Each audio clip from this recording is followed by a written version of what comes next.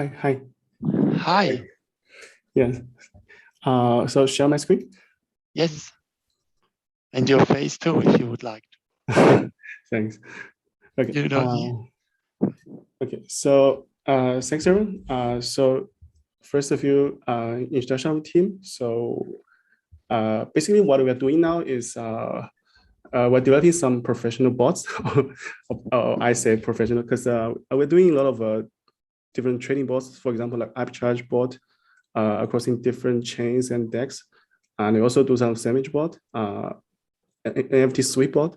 So like sniping all the NFT with lower than floor price. And the other MEV bots we are doing. Besides these developments, we also do some consultant service. The topics including like MEV, DEX, security, mining. So this is our team currently doing right now.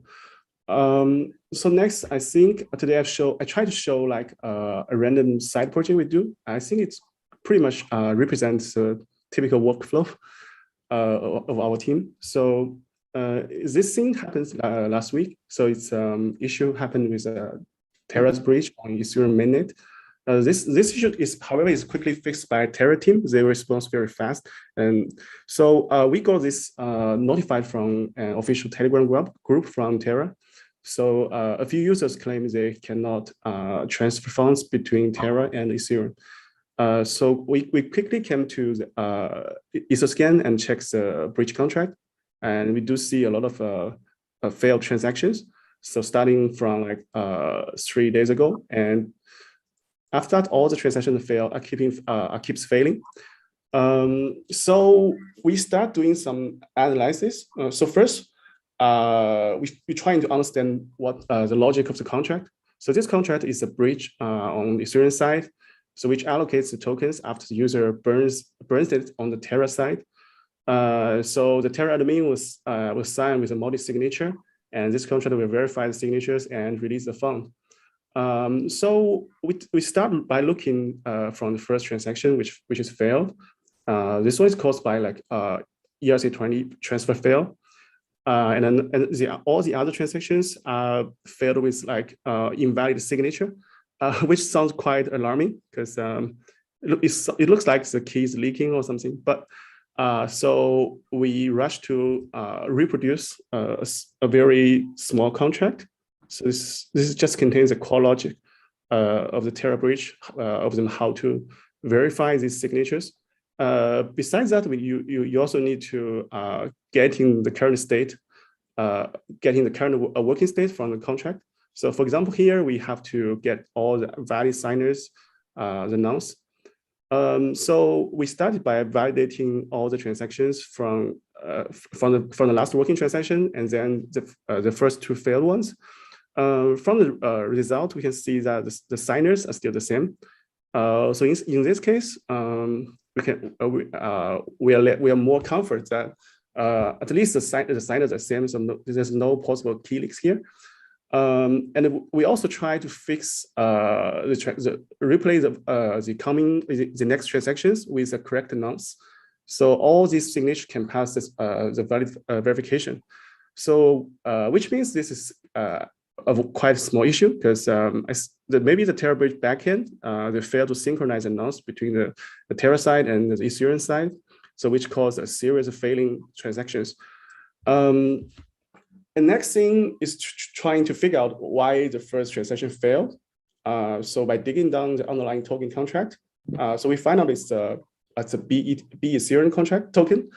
And by looking at the code, we can see in the transfer function, there's an assertion that the receiver cannot be the token itself.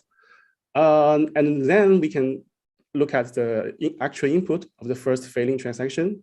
So this user is trying to like withdraw the tokens to the B Ethereum token itself.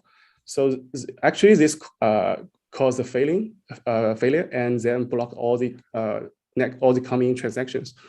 So this can be a random error, or it can be a target, someone carefully target.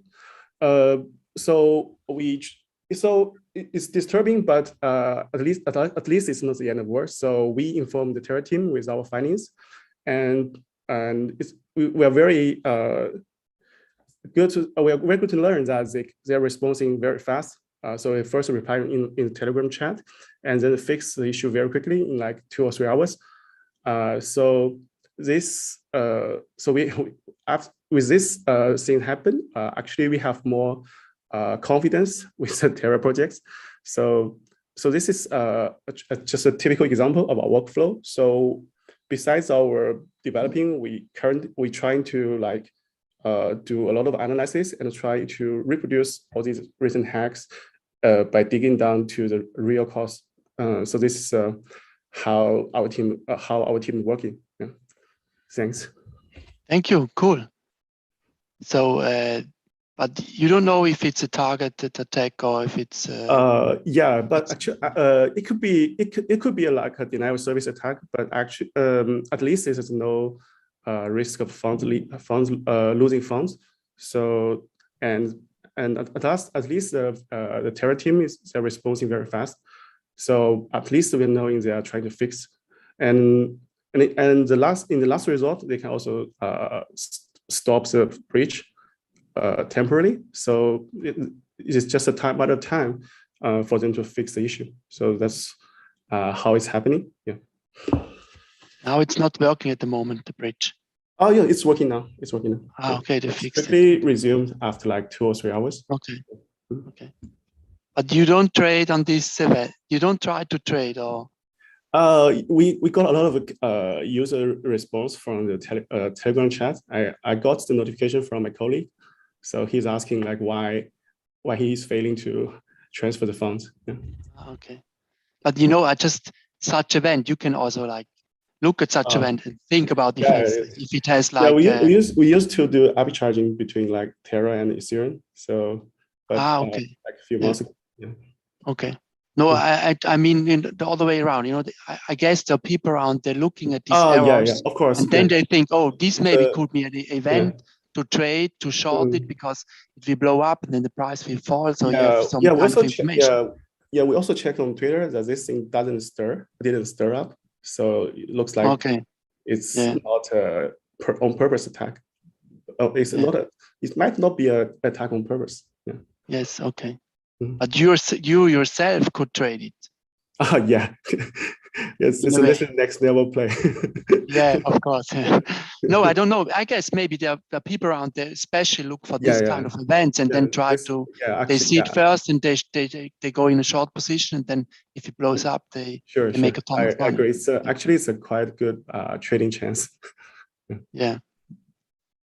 But it's very different. Your reaction on these events are somehow, you know, for myself, it depends very much on the mood, you know, of the market. Sometimes if the market is shaky anyway, and people think, it's not so, prices are like maybe falling a bit off, and then something happened, and then sometimes there are big like downfalls of price. And sometimes if it's more bullish, that's my experience, then like everything can happen. Nobody's going to be disturbed, you know. Yeah.